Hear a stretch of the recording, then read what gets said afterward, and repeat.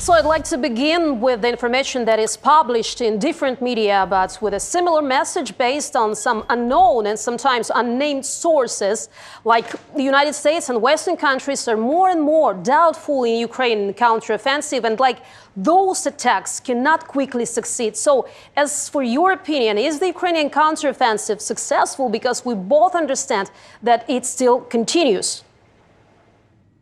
The Ukrainian counteroffensive is going to be successful. It may not look like what people hoped or what people in the West expected. That absolutely does not matter. What matters is, do Ukrainian forces accomplish what the general staff is asking them to do?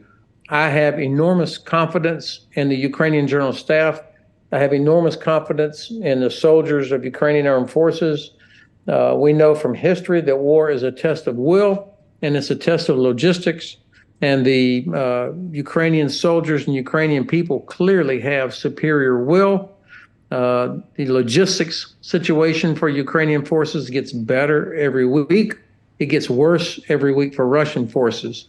So I am confident. It's going to be very hard, and it's going to take time, of course. There's one more question that is very interesting for different kind of experts and audiences. It's the question about the terms. So forecasts of experts from various military-related areas are pushing back the dates of the possible ends of the war more and more. And a few months ago, there was more optimism, specifics as some publications and media shows.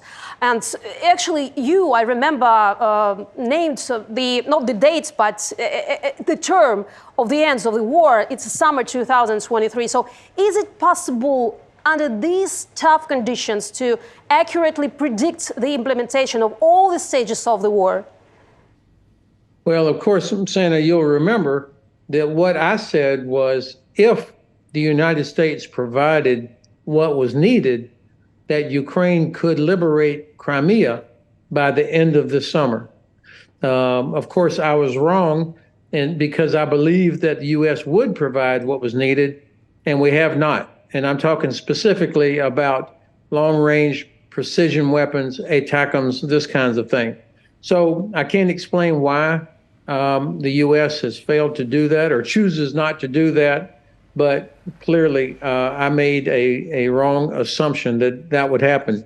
But again, my timeline doesn't matter. The only timeline that matters is Ukraine's.